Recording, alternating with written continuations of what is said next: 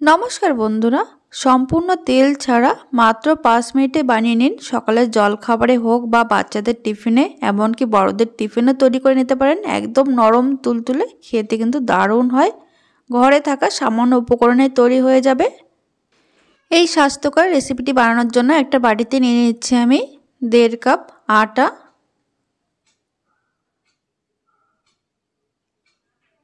এটা চাইলে আপনারা ময়দা দিয়েও করতে পারেন। যেহেতু একটু স্বাস্থ্যকর তৈরি করছি, তার জন্য এটা কিন্তু আটা দিয়েই তৈরি করে নিচ্ছি আমি। দেখুন, 1.5 কাপ আটা দেওয়ার পর এর মধ্যে আমি দিয়ে দিচ্ছি অল্প অল্প করে জল। জলটা কিন্তু একবারে দেবেন না বেশি, অল্প অল্প জল দিয়ে কিন্তু এটা মিশিয়ে নিতে হবে। এটা এমনভাবে মেশাতে হবে যাতে করে কোনো দানা দানা ভাব না থাকে।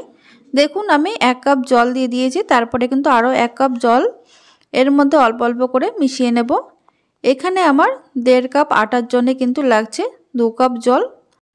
এখানে আটার জন্য কিন্তু কম বা বেশিও লাগতে পারে।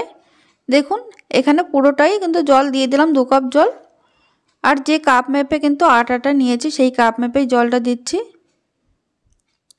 জল দিয়ে কিন্তু এটা খুব ভালো করে ফেটিয়ে নিতে হবে যাতে করে এর মধ্যে কোনো দানা দানা ভাব না থাকে। দেখুন, এটা খুব ভালো করে ফেটিয়ে নিয়েছি।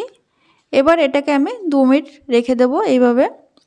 2 মিনিট পর দেখুন এর টেক্সচারটা কেমন হয়েছে। ব্যাটারটা আমি দেখিয়ে দিচ্ছি হাত দিয়ে, আপনারা দেখেই বুঝতে পারবেন। ঠিক এরকমভাবে ব্যাটারটা, খুব বেশি ঘনও না আর খুব বেশি পাতলাও নয়। এবার অন্যদিকে একটা বাটিতে নিয়ে নিচ্ছি একটা ডিম।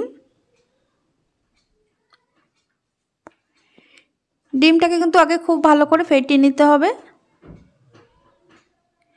এবার এই ডিমের মধ্যে দিয়ে দেব কিছু ভেজিটেবলস। দিয়ে দিচ্ছি একটা ছোট সাইজের পেঁয়াজ কুচি, দিয়ে দিচ্ছি একটা ছোট সাইজের একদম গ্রেট করা গাজর, দিয়ে দিচ্ছি কাঁচা লঙ্কা কুচি। তবে এগুলো কিন্তু একদম মিহি করে কুচি করতে হবে, আর না হলে কিন্তু গ্রেটারের সাহায্যে গ্রেট করে নেবেন গাজরটা। আর দিয়ে দিলাম একদম কুচি কুচি করে কেটে রাখা বিনস। আপনারা এখানে আপনাদের পছন্দ মতন সবজি কিন্তু অ্যাড করতে পারেন, যেমন ক্যাপসিকাম কুচি বা বাঁধাকপি কুচিও দিতে পারেন।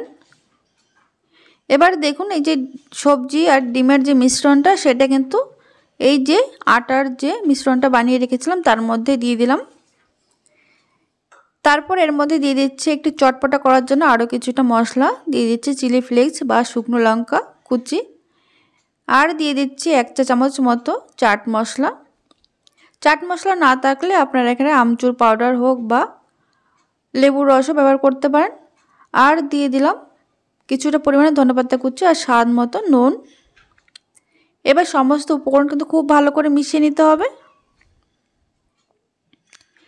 এই ব্যাটারটা কিন্তু একটু ঘন মনে হচ্ছে। এবার এর মধ্যে আমি দিয়ে দিচ্ছি 3 থেকে 4 চামচ জল। বাটি ধুয়ে জলটা দিয়ে দিলাম।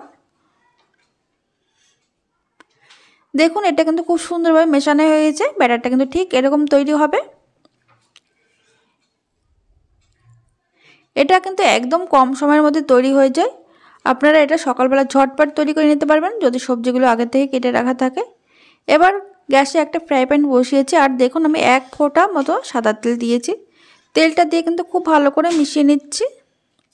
এই একবারেই কিন্তু তেলটা দেবো, আর কিন্তু দেব না। দেখুন, এবার ব্যাটারটা দিয়ে ঠিক হাতা দিয়ে এইভাবে ঘুরিয়ে ঘুরিয়ে নিতে হবে যাতে সবজিটা কিন্তু সব দিকটা সমানভাবে থাকে। গ্যাসের ফ্লেম লো টু মিডিয়ামে রেখেছি। 30 থেকে 40 সেকেন্ড যাওয়ার পর দেখুন কালারটা পুরোটাই চেঞ্জ হয়ে গেছে। এবার এটা কিন্তু উল্টে দেব। উল্টে আরও 30 থেকে 40 সেকেন্ড রেখে দিচ্ছি। দেখুন, এটা কিন্তু খুব সুন্দরভাবে তৈরি হয়ে গেছে। এবার এটা তুলে নিচ্ছে, দেখতেই পাচ্ছেন যে কতটা নরম হয়েছে।